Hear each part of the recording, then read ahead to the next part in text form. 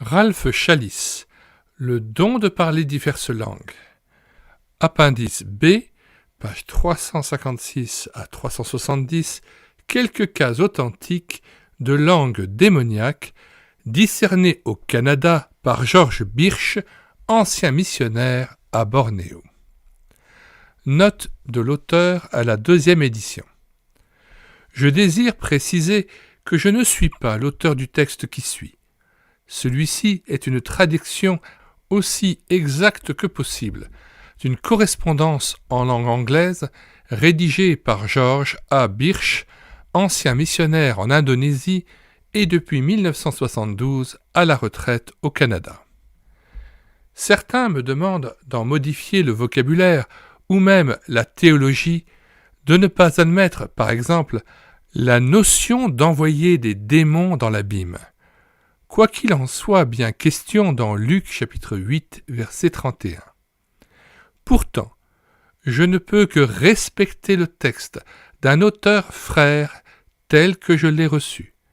Je demande seulement à mon lecteur de reconnaître qu'il s'agit dans cet appendice du témoignage indépendant d'un homme à qui Dieu a confié un ministère particulier. On m'a reproché qu'en citant ici le texte de George Birch, j'enseigne inévitablement que toute expression en langue inconnue est essentiellement diabolique. Je sais que des lecteurs malveillants ou simplement curieux se sont reportés à cet appendice, comme à d'autres morceaux isolés de mon ouvrage, en me faisant dire parfois le contraire de ce que j'entends. Celui qui me lit sérieusement saura cependant très bien que je crois, comme George Birch lui-même d'ailleurs, à un don véritable des langues, selon 1 Corinthiens 12, verset 10, et 28, et chapitre 14, verset 39. Cela n'empêche que les langues démoniaques ainsi que les langues simplement charnelles sont beaucoup plus répandues qu'on ne veut l'admettre.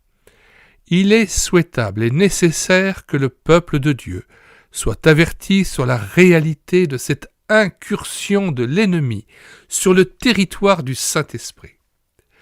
Le témoignage de George Birch a aidé un grand nombre de personnes à voir clair et à mesurer le danger. Monsieur Birch m'a autorisé à me servir de cette matière.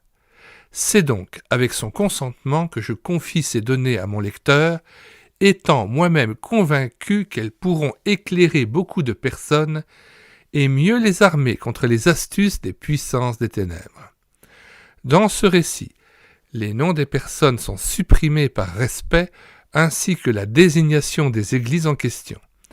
Monsieur Birch m'a cependant confié des enregistrements et des autographes de certains des cas cités. Son témoignage est, à mes yeux, de la plus haute fidélité.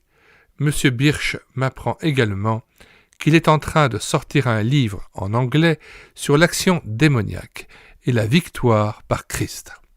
Ralph Chalice. Texte de George Birch. Au cours des 10 dernières années que nous avons passées comme missionnaires dans l'ouest de Bornéo, en Indonésie, en note 1, c'est-à-dire au milieu d'une population non chrétienne, mon épouse et moi-même avons fait plusieurs fois l'expérience de chasser des démons au nom du Seigneur Jésus-Christ. De retour au Canada depuis le début de 1972, nous avons vu, ici même au Canada, beaucoup de personnes se disant pourtant chrétiennes, délivrées d'une invasion entre guillemets démoniaque.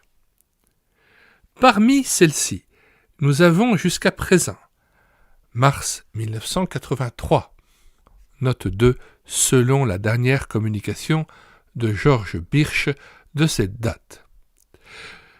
Nous avons eu jusqu'à présent affaire à non moins de 147 cas de langue entre guillemets, dont 144 se sont avérés d'une origine démoniaque incontestable.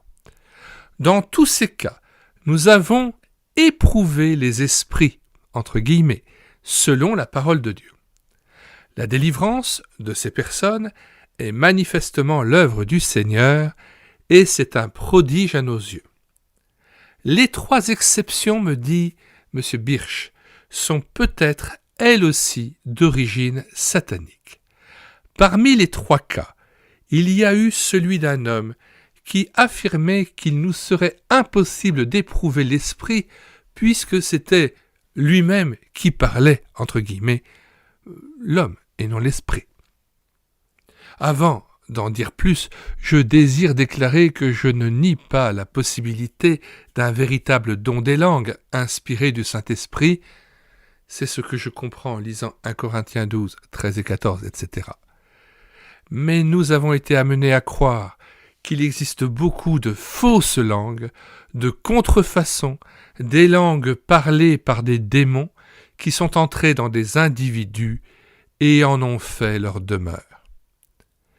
Parfois, la personne interrogée était sûre que son don des langues venait du Saint-Esprit et qu'il était authentique. Mais toutes ces personnes ont accepté de soumettre leur don à un examen scripturaire, c'est-à-dire conforme aux Écritures et aux recommandations de l'apôtre Jean dans 1 Jean chapitre 4, versets 1 à 6, dont nous rappelons brièvement le propos au verset 1. « Bien-aimés, n'ajoutez pas foi à tout esprit, mais éprouvez les esprits pour savoir s'ils sont de Dieu, car plusieurs faux prophètes sont venus dans le monde. Reconnaissez à ceci l'Esprit de Dieu. Tout esprit qui confesse Jésus-Christ venu en chair est de Dieu. Et tout esprit qui ne confesse pas Jésus n'est pas de Dieu. C'est celui dans l'Antéchrist dont vous avez appris la venue et qui maintenant est déjà dans le monde. » Verset 3. Retour au texte. Certains de ces démons étaient entrés en elle par l'imposition des mains, dans des églises ou dans des retraites, dans certains cas par des hommes mondialement réputés. On pense parfois qu'il est impossible à un chrétien d'avoir, entre guillemets, un démon, car, dit-on, un démon ne peut pas cohabiter avec le Saint-Esprit. Je ne cherche pas à approfondir cette question, mais je constate que, dans 2 Corinthiens 11, versets 2 à 4, Paul écrit « C'est indéniable » à des chrétiens régénérés, ceux qui constituaient l'épouse de Christ à Corinthe. Il les met cependant en garde contre le danger d'être séduits par Satan et la possibilité de recevoir, entre guillemets, un autre Jésus que Paul n'avait pas prêché et, entre guillemets, un autre esprit en plus du Saint-Esprit qu'ils avaient déjà reçu. Nous-mêmes, nous avons rencontré ces 2 phénomènes chez des chrétiens qui avaient été séduits par Satan. Je voudrais vous donner une courte description de quelques-uns de ces cas, tout en expliquant la manière dont nous éprouvons les esprits. Premier cas. A, entre guillemets, pour éviter de nommer une personne explicitement, A est venu nous voir en nous demandant d'éprouver l'esprit de sa langue, entre guillemets. Elle était chrétienne depuis 4 ans et avait été élevée dans une famille chrétienne. Elle s'était jointe à une église qui pratiquait la glossolalie, c'est-à-dire le parler en langue. Elle désirait servir le Seigneur et avait adhéré à un groupe de 24 jeunes qui voyageaient de lieu en témoignant du Seigneur. Tous les membres du groupe parlaient en langue, à l'exception de A. Les autres lui disaient qu'elle n'avait pas reçu le baptême du Saint-Esprit et que, de ce fait, elle ne pouvait avoir la puissance nécessaire au service de Dieu. Ils insistaient sur la nécessité de, entre guillemets, rester dans la ville de Jérusalem jusqu'à ce qu'elle soit revêtue de la puissance d'en haut, fermez les guillemets. Elle a donc cessé de témoigner publiquement et s'est adonnée à la prière. Plus tard, dans une réunion, elle s'est avancée, les mains levées, en disant « Jésus, Jésus, Jésus !» Puis elle s'est mise à babiller. Et l'esprit, entre guillemets, prit possession d'elle, et la fille parler en langue. Tout le monde criait et se réjouissait de ce que A avait reçu le baptême du Saint-Esprit. Or, A avait entendu dire qu'il existait une contrefaçon démoniaque du don des langues. Elle avait également entendu dire que l'esprit de la langue, entre guillemets, devait être éprouvé. Quand elle est venue nous demander conseil, elle nous a dit que quelques membres de son groupe étaient maintenant esclaves de la drogue et que d'autres étaient en prison. Quand je lui ai demandé combien d'entre eux continuaient à marcher avec le Seigneur, elle m'a répondu qu'elle n'en connaissait aucun. Elle a avoué être elle-même affligée par le mensonge, par des accès de colère et des pensées de blasphème. J'ai alors expliqué à A comment nous procéderions pour éprouver l'esprit. Il fallait qu'elle parle en langue en laissant l'esprit utiliser librement sa bouche. Elle était d'accord pour que je parle à l'esprit et que je lui pose la question. « Reconnais-tu que Jésus-Christ est venu en chair ?» Elle a promis de ne pas répondre elle-même, mais de laisser l'esprit répondre à sa place en anglais, sa langue et celle de l'interlocuteur. A se mit donc à parler en une langue qui est sortie en un flot abondant. J'ai alors posé la question. « Esprit de la langue, confesses-tu que Jésus-Christ est venu en chair ?» Quand j'eus posé la question à plusieurs reprises, l'esprit s'écria en anglais « Non, non !» J'ai alors regardé A droit dans les yeux et j'ai commandé au démon, au nom du Seigneur Jésus-Christ, de dire son nom. Voici la réponse donnée par l'esprit. Lucifer et 3 associés, Saul, Démétrius, Judas. Le démon alors s'écria « Je te hais, je te hais !» Au même instant, A essaya de me saisir à la gorge et de m'étrangler. Mais elle en fut empêchée quand j'invoquai l'autorité et la protection de notre Seigneur. Luc chapitre 10, verset 19. Elle n'a plus insisté. Les démons ont été liés au nom du Seigneur Jésus-Christ. Je leur ai ensuite ordonné de répondre à cette question. Dites-moi, quand êtes-vous entrés en elle ? Je suis venu au nom de Jésus le 17 août au cours d'une réunion. J'ai alors commandé à ce démon, Lucifer, au nom du Seigneur Jésus-Christ, de nous dire en quoi consistait son travail. Voici sa réponse.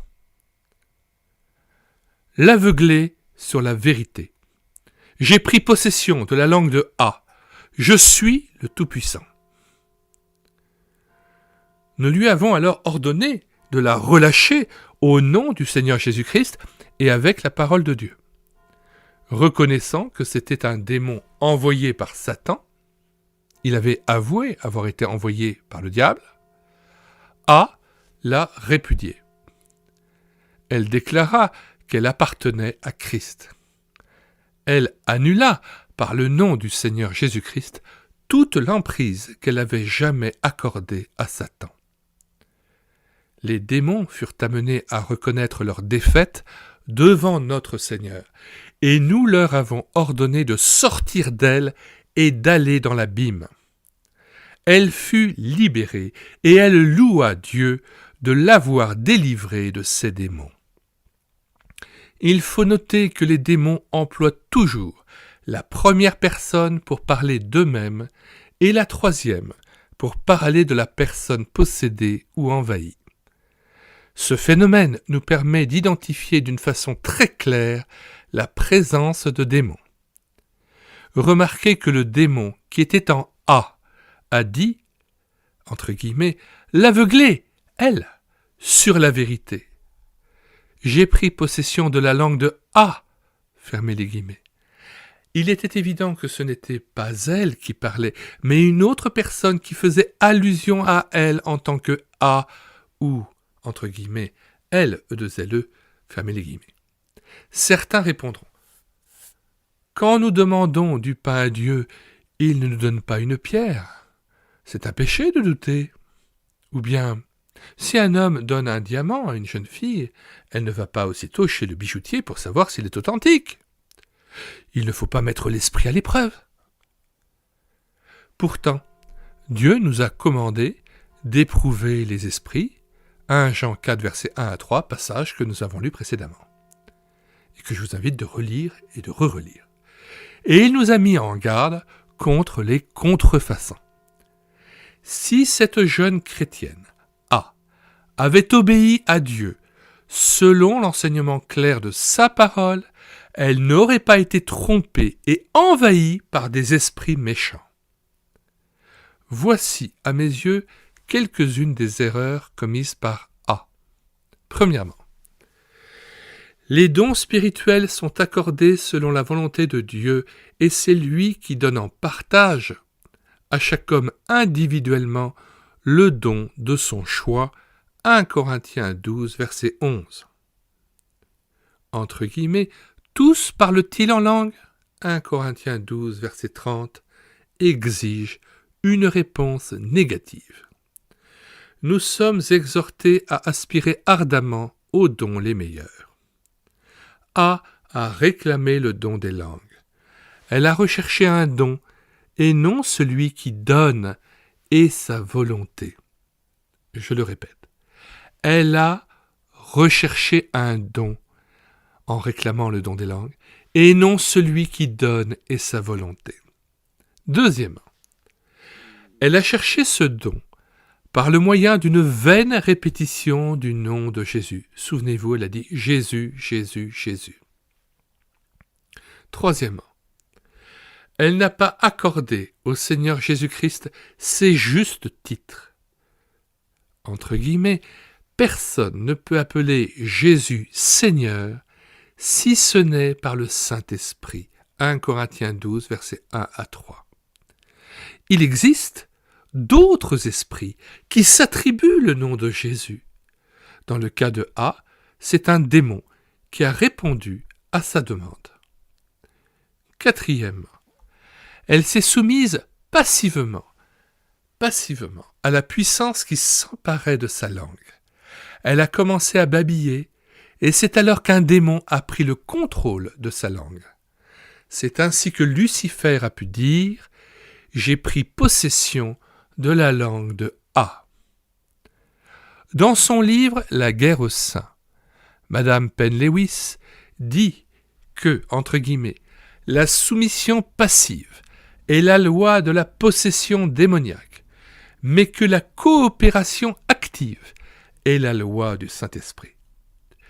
J'ai entendu citer Romains chapitre 13, verset 2. Celui qui s'oppose à l'autorité résiste à l'ordre que Dieu a établi par certains qui exhortent les croyants à ne pas résister à, entre guillemets, l'autorité ou à, entre guillemets, la puissance. Ils veulent dire par là de se soumettre passivement à la puissance qui cherche à s'imposer en supposant qu'il s'agit du Saint-Esprit. Mais le Saint-Esprit ne travaille pas de cette façon. Beaucoup sont séduits par ce faux argument. Paul parle des autorités civiles dans ce passage. Cela est évident pour celui qui se donne la peine de l'examiner. Deuxième cas. B. Une jeune fille de 18 ans, lycéenne, parlait en langue depuis 6 mois lorsqu'elle nous a rencontrés. Elle croyait avoir le don authentique des langues. Elle a pourtant accepté de soumettre sa langue à l'épreuve. À ce moment-là, elle entendit une voix au-dedans d'elle qui disait « Non, ne le fais pas !» Elle comprit alors qu'elle était sous l'influence de démons et demanda que nous éprouvions sa langue. L'esprit de la langue s'appelait Jacob. Nous lui avons dit « Jacob, nous te commandons, au nom du Seigneur Jésus-Christ, d'interpréter en anglais les paroles de la langue. » L'esprit répondit en anglais « Quelqu'un va mourir. »« Qui t'a envoyé ?»« Jésus. »« Ah, quel Jésus ?»« Un Jésus de Satan. » Ce démon fut chassé au nom du Seigneur Jésus-Christ. Il s'est avéré qu'il y avait encore d'autres démons en elle, que nous avons également pu chasser. B a ensuite loué le Seigneur de l'avoir délivré par le nom du Seigneur Jésus-Christ. Troisième cas. C. Un jeune étudiant dans une école biblique se trouvait dans une famille qui fréquentait une église pratiquant la glossolalie. La maîtresse de maison lui dit « Il me semble que vous avez envie de posséder une plus grande mesure du Saint-Esprit. » C. souhaitait depuis quelque temps parler en langue. Il a donc répondu affirmativement. Puis elle lui a demandé « Voulez-vous que je vous impose les mains et que je prie pour que vous soyez oint du Saint-Esprit » C. a consenti et elle l'a fait. Le lendemain, C. a commencé à parler en langue. Et il en était très heureux. Plus tard, cependant, des problèmes ont surgi. C'est ce qui l'a décidé à venir nous demander d'éprouver l'esprit de sa langue. Nous avons donc procédé de la même manière que celle décrite dans le premier cas. Quand j'ai posé la question « Confesses-tu que Jésus-Christ est venu en chair ?» l'esprit n'a pas répondu. Nous en avons conclu que ce n'était pas un bon signe et avons décidé ensemble de commander à l'esprit, au nom du Seigneur Jésus-Christ, de s'avancer et de donner son nom. En réponse à cet ordre, le démon a avoué que son nom était Démas. Voici un résumé des questions que nous lui avons posées au nom du Seigneur Jésus-Christ et les réponses données par le démon. Mon épouse en a pris des notes pendant l'interrogatoire. C entendait les réponses comme des pensées qui lui venaient à l'esprit, c'est-à-dire qui se présentaient à sa conscience, et il nous les transmettait immédiatement. Quel est le nom de l'esprit de la langue ? Démas. Combien d'esprits de langue y a-t-il en lui ? 3. Les deux autres étant Luc et Philippe. Quel est le but du parler en langue que nous venons d'écouter ? Dieu est menteur, Dieu est un escroc, Dieu est un voleur. Nous leur avons alors ordonné d'admettre qu'ils étaient, eux, menteurs et voleurs. Ils l'ont reconnu. Dans ce jeune homme, il y avait un faux Jésus, un faux Dieu qu'il priait. Il n'appelait pas Dieu Père céleste, mais chaque fois Dieu. Et il priait au nom de Jésus tout court. Il y avait également en lui un faux Saint-Esprit qui cherchait à le diriger en toutes choses. Nous avons chassé ces démons et d'autres encore au nom du Seigneur Jésus-Christ. Après cela, il se sentit libéré, son esprit clarifié, délivré de la confusion qui l'avait tourmenté auparavant.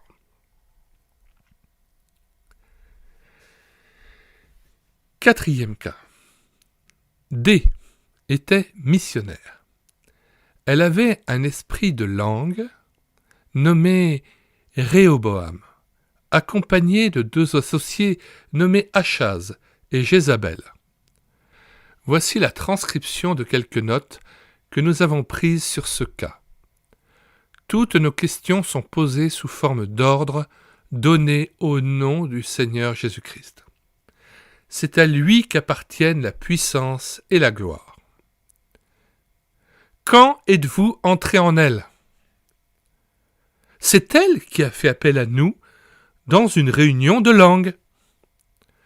Je suis un esprit de lumière. Êtes-vous 3 esprits de langue ? Oui, nous proférons des paroles d'adoration de notre Seigneur Satan. Comment êtes-vous entré en elle ? Par l'imposition des mains des hommes qui dirigeaient la réunion. Le directeur principal de cette réunion était un prédicateur charismatique mondialement connu. Nous préférons ne pas donner son nom ici, selon les éditeurs. 5e cas, daté du 10 septembre 1973. Il s'agit d'une femme chrétienne. L'esprit s'est présenté sous le nom de Guri. Question. Qui t'a envoyé ? Satan. Que signifient les mots que tu as dits en langue ? Gloire à Dieu dans les lieux très hauts. Aimes-tu le Seigneur Jésus-Christ ? Non, je ne l'aime pas. À quel moment es-tu entré en elle ? Lorsqu'elle est venue à l'église de... Il a nommé une église de Vancouver, au Canada, qui pratiquait la glossolalie. Qu'est-ce que tu entends par « gloire à Dieu dans les lieux très hauts » ? Je voulais qu'elle se fie à moi. Tu essayais de la tromper ? Oui, j'étais jaloux. Dieu l'avait bénie. Le démon a ajouté « J'ai semé le doute en elle. » Que signifie le mot « guri » ? Ce mot était le premier prononcé par l'esprit de la langue, tout en étant son nom. Il n'a pas de signification, c'est du charabia. Notons que eux, après avoir reçu la langue, entre guillemets, avaient eu quelques doutes et avaient demandé en priant à recevoir un plus grand vocabulaire si la langue était authentique. Cette nuit même, elle avait reçu la communication que Guri signifiait gloire. Il est à noter également que nous avons donné des ordres aux démons au nom du Seigneur Jésus-Christ et utilisé la parole de Dieu pour le condamner. Le démon a dû reconnaître qu'il était vaincu par notre Seigneur Jésus-Christ, par le sang de la croix. Il a été envoyé dans l'abîme par le nom du Seigneur Jésus-Christ. Sous l'influence du démon, eux avaient connu des accès de colère incontrôlables. Mais maintenant, délivrée, elle jouit d'une merveilleuse liberté ainsi que de la certitude d'avoir la victoire et une pleine autorité par le Seigneur Jésus-Christ. 6e cas.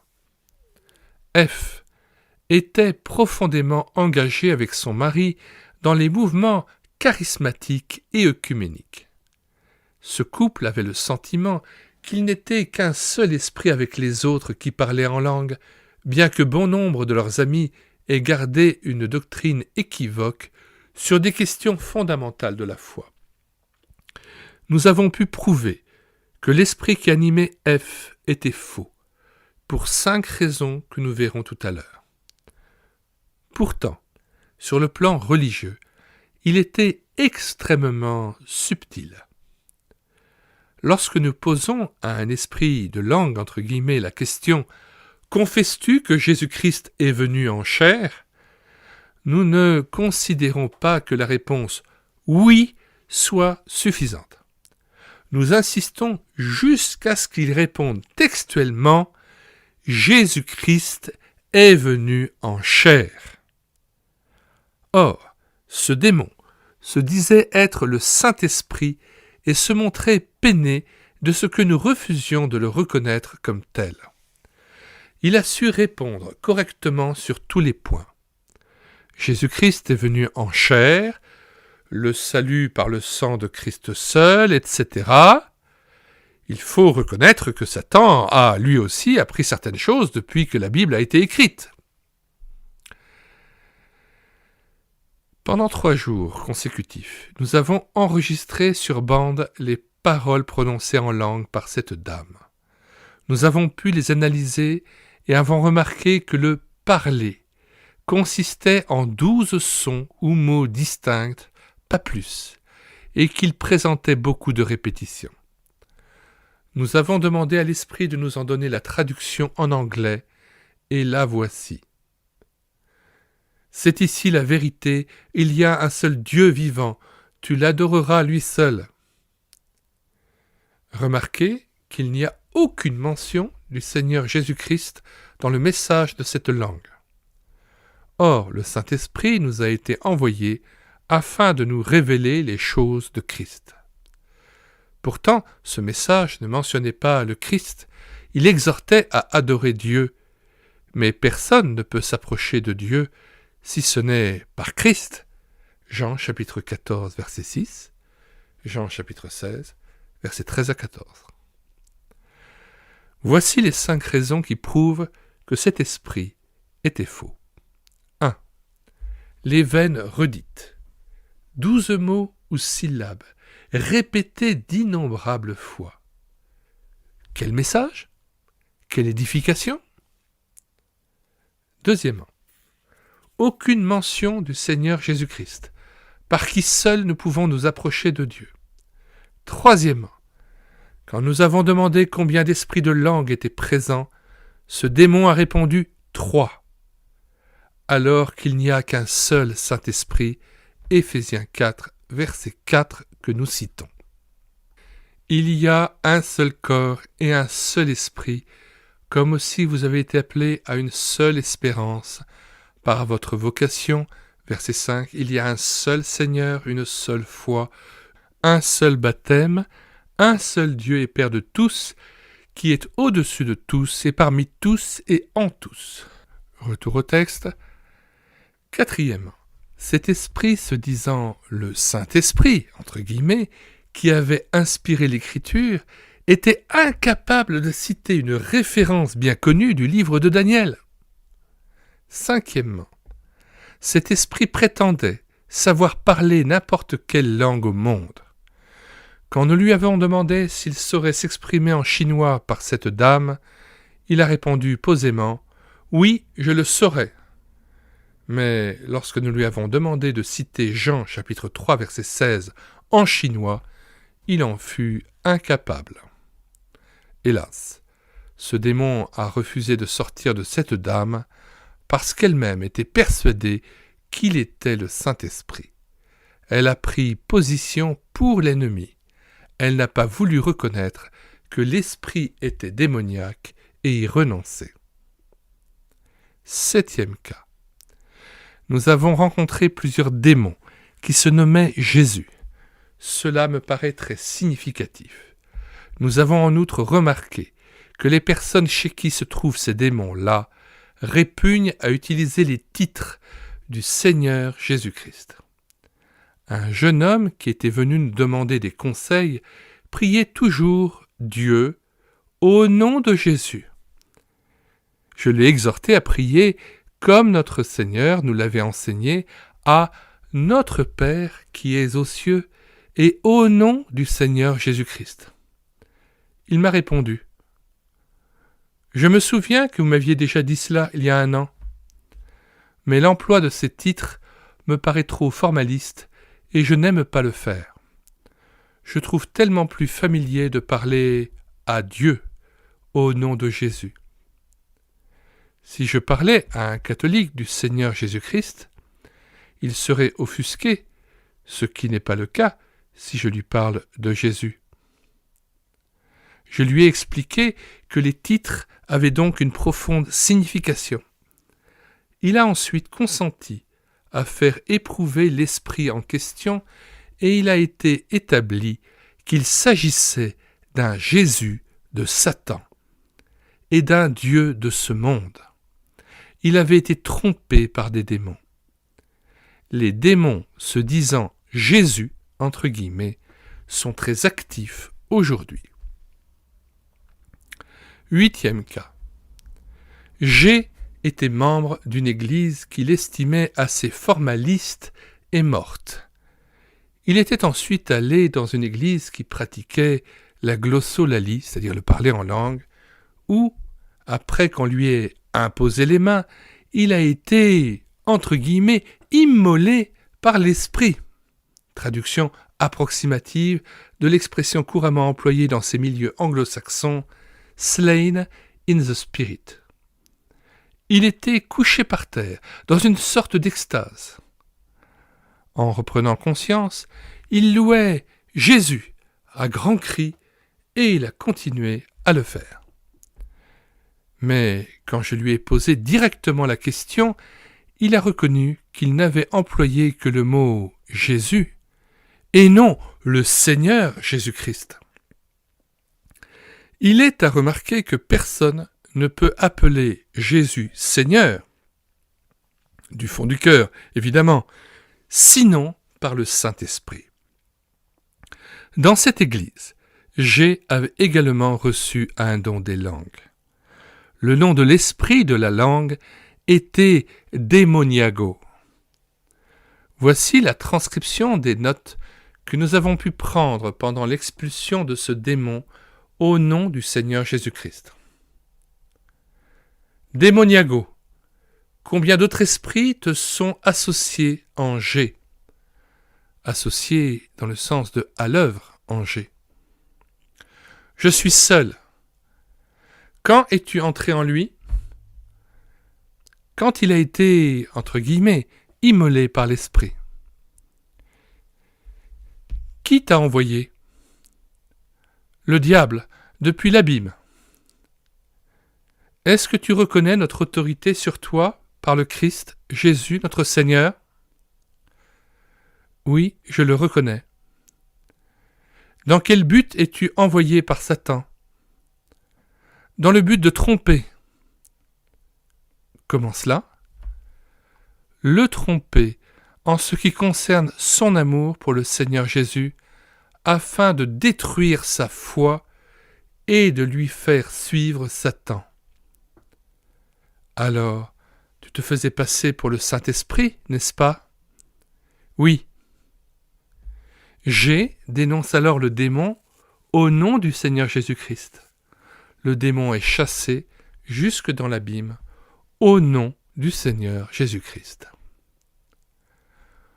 Pourtant, le nom de Jésus, entre guillemets, continue à pénétrer la pensée de G. Nous avons donc ordonné au nom du Seigneur Jésus-Christ que, s'il y avait là un démon se nommant Jésus, il s'avance et dise son nom. Réponse. Jésus. Quel Jésus? Jésus du diable. Quel est ton travail? Qu'est-ce que Satan t'a envoyé faire? L'abuser, enlever la gloire à Dieu. Quand es-tu entré en lui? Lorsqu'il a été, entre guillemets, immolé par l'esprit. Ce démon a dû s'avouer vaincu par le Seigneur Jésus-Christ, par le sang de la croix, et nous avons pu le chasser dans l'abîme au nom du Seigneur Jésus-Christ. Pourquoi donner à Jésus ces titres? Je désire souligner en quelques mots l'importance que Dieu attache au titre du Seigneur Jésus-Christ. Il est vrai que, dans les évangiles, notre Seigneur est très souvent appelé Jésus. Ce nom, qui signifie sauveur, est évidemment très précieux. Matthieu chapitre 1, verset 21. Il est pourtant en même temps un nom purement humain. L'apôtre Paul, par exemple, dans Colossiens chapitre 4, verset 11, salue un certain Jésus surnommé Justus. D'autre part, le prénom masculin Jésus est très répandu dans les pays de langue espagnole. Pendant sa vie, le Seigneur était connu sous le nom de Jésus de Nazareth, mais la population ne le reconnaissait pas comme Messie ou Christ. Quand Pierre, interrogé par le Seigneur, affirma qu'il était le Christ, le Fils du Dieu vivant, le Seigneur souligna combien Pierre était béni du fait que Dieu lui-même lui avait révélé cette vérité. Puis dans Matthieu chapitre 16, verset 20, il interdit à ses disciples de communiquer cette révélation à qui que ce soit, puisque le moment de sa proclamation n'était pas encore venu. Les hommes pouvaient cependant le savoir s'ils sondaient les Écritures. Après la crucifixion, la résurrection et l'ascension du Seigneur Jésus, et après la venue du Saint-Esprit, le jour de la Pentecôte.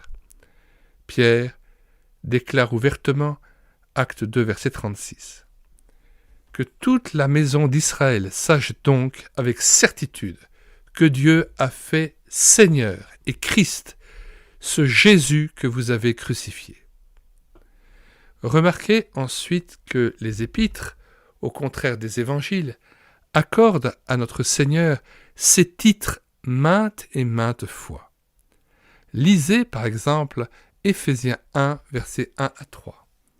Et remarquez à quel point notre Seigneur Jésus est honoré à plusieurs reprises avec ces titres.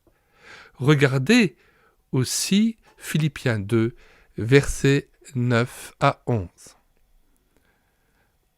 C'est pourquoi aussi Dieu l'a souverainement élevé et lui a donné le nom qui est au-dessus de tout nom, afin qu'au nom de Jésus, tout genou fléchisse dans les cieux, sur la terre et sous la terre, et que toute langue confesse que Jésus-Christ est Seigneur, à la gloire de Dieu le Père. Ainsi, nous voyons que la révélation de l'identité de Jésus se fait progressivement dans le Nouveau Testament. Ne retournons pas à l'école maternelle entre guillemets des évangiles en ce qui concerne les titres de Christ, mais accordons-lui l'honneur que lui accordent les épîtres et l'Apocalypse. Remarque. Ce fut à Antioche que pour la première fois les disciples furent appelés chrétiens, acte 11, verset 26. Pourquoi ? Certains expliquent ce surnom de chrétien en disant que les disciples devaient alors ressembler au Christ. Mais les gens d'Antioche n'avaient jamais vu le Christ. Cette explication n'est donc pas possible. Le surnom de chrétien a dû résulter du fait que les disciples parlaient constamment du Christ et non de Jésus. S'ils avaient parlé de Jésus, les gens d'Antioche les auraient certainement appelés le peuple de Jésus, les Jesus People. 9e cas. H et son épouse sont missionnaires.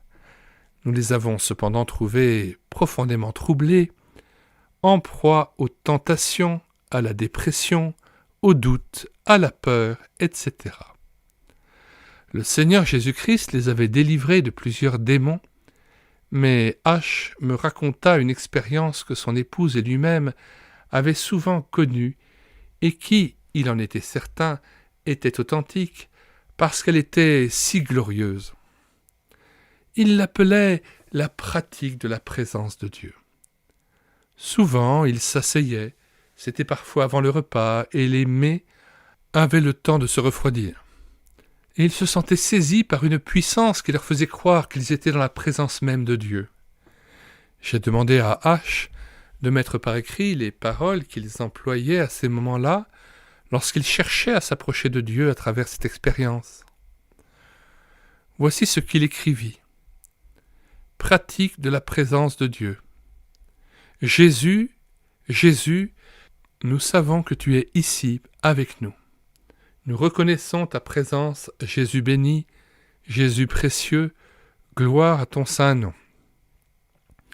H décrivit ensuite de quelle manière cette puissance survenait sur eux et leur accordait une expérience glorieuse qui, ils en étaient convaincus, provenait de la présence même de Dieu. J'ai alors fait remarquer à H qu'il n'avait pas accordé au Seigneur Jésus-Christ ces titres, et que je soupçonnais qu'il pouvait s'agir d'un autre Jésus, selon 2 Corinthiens 11, 4, que nous allons lire.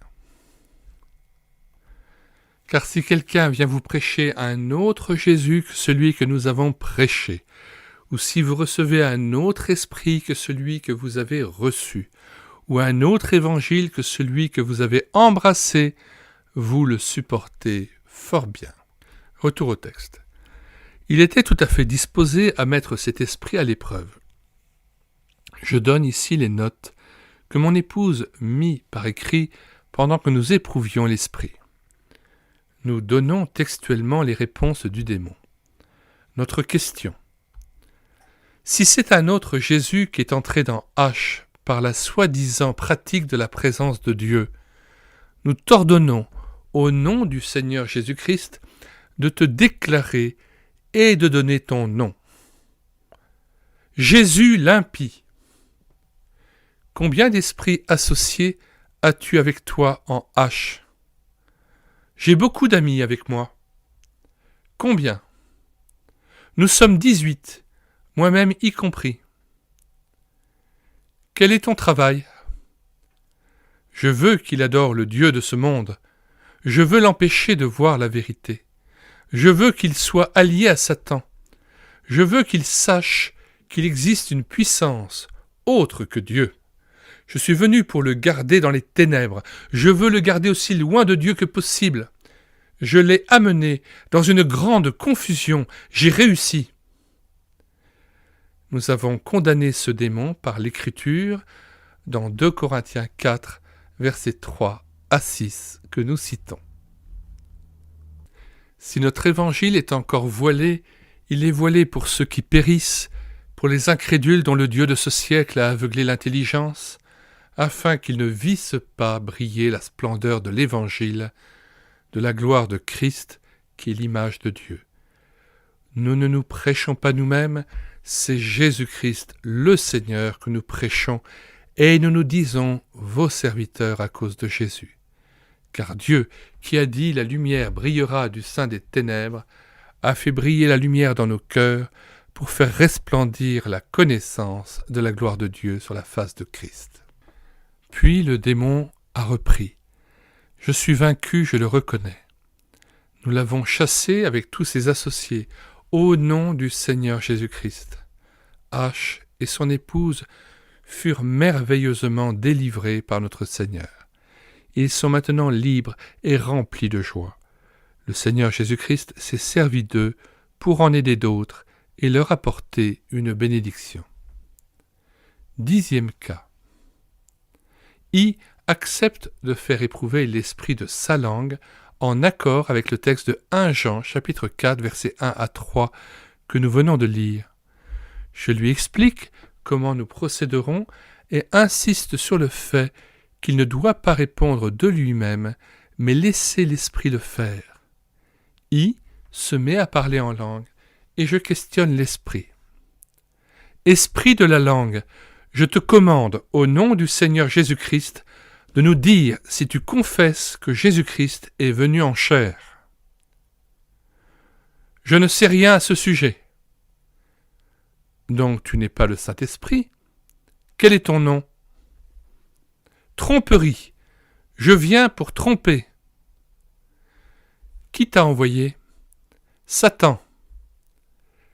Quelle est la mission que Satan t'a confiée en I? Le tromper en donnant au mensonge l'apparence de la lumière de la spiritualité. Dis-nous, était-ce une langue que tu parlais? Non. Veux-tu dire que ces paroles n'avaient aucune signification? Non. Tout cela n'est que tromperie.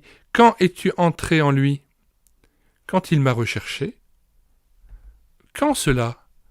Quand il l'a reçu? Au nom du Seigneur Jésus-Christ, I a condamné ce démon, reconnaissant qu'il était envoyé par Satan. Le démon a été chassé dans l'abîme, au nom du Seigneur Jésus-Christ. 11e cas. Une jeune fille que nous appellerons J. Nous procédons de la même manière que précédemment. Tous les ordres sont adressés au démon, au nom du Seigneur Jésus-Christ. Confesses-tu que Jésus-Christ est venu en chair? Peut-être. Donc, tu ne le reconnais pas? Non. Donne-moi ton nom. Ying Tank?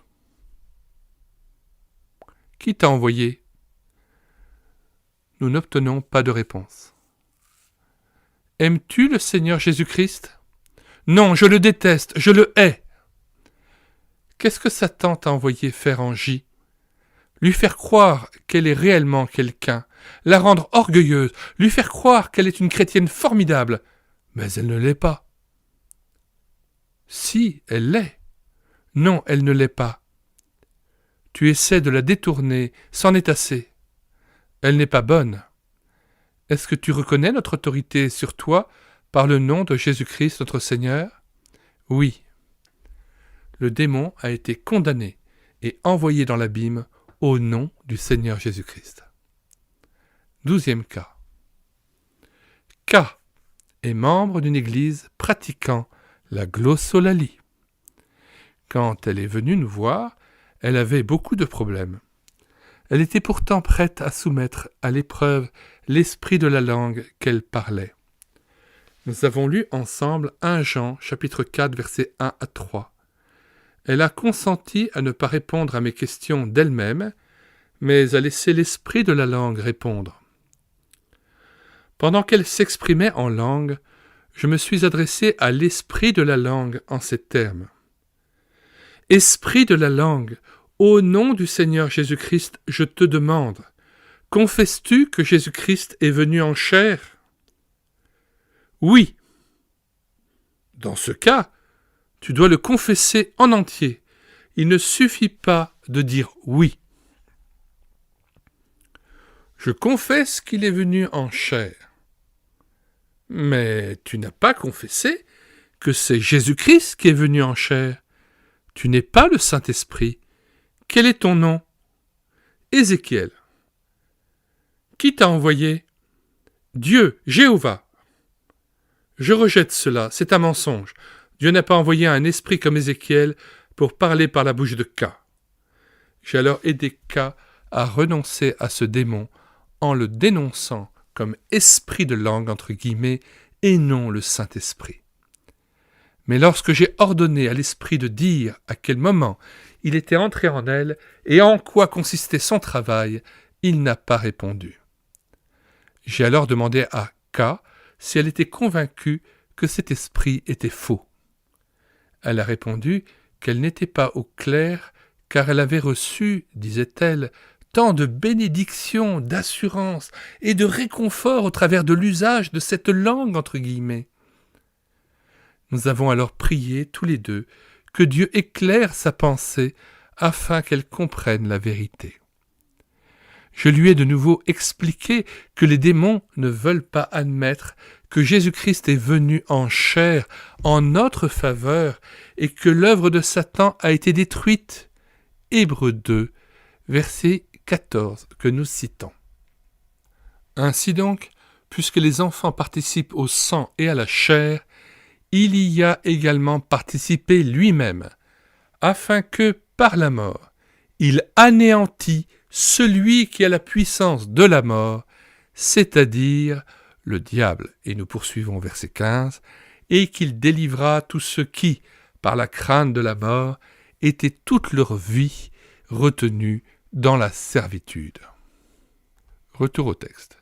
J'ai expliqué à nouveau que les démons n'aiment pas accorder à Jésus ses titres. Ils parlent d'un autre Jésus. Je lui ai dit que je savais que les esprits étaient très trompeurs, qu'ils donnaient des sensations très agréables.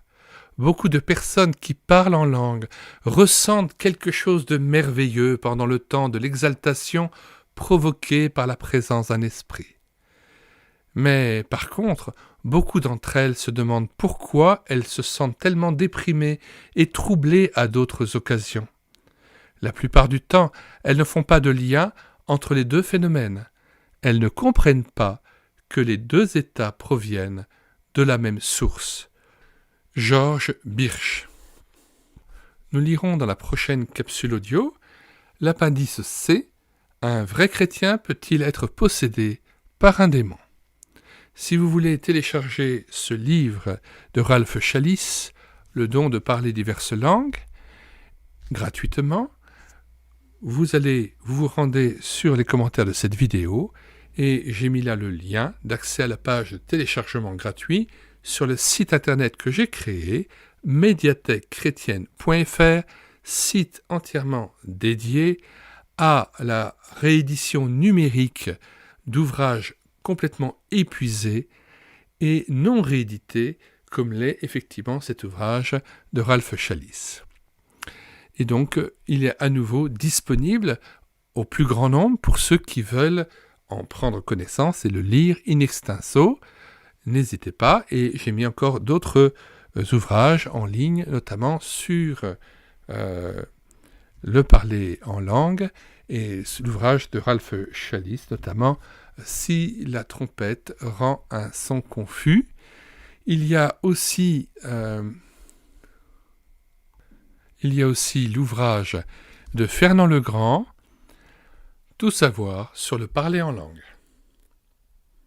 Nous vous invitons aussi à télécharger l'ouvrage de Maurice Ray, « Échec à l'oppresseur », mais aussi son autre ouvrage, « L'occultisme à la lumière de Jésus-Christ ».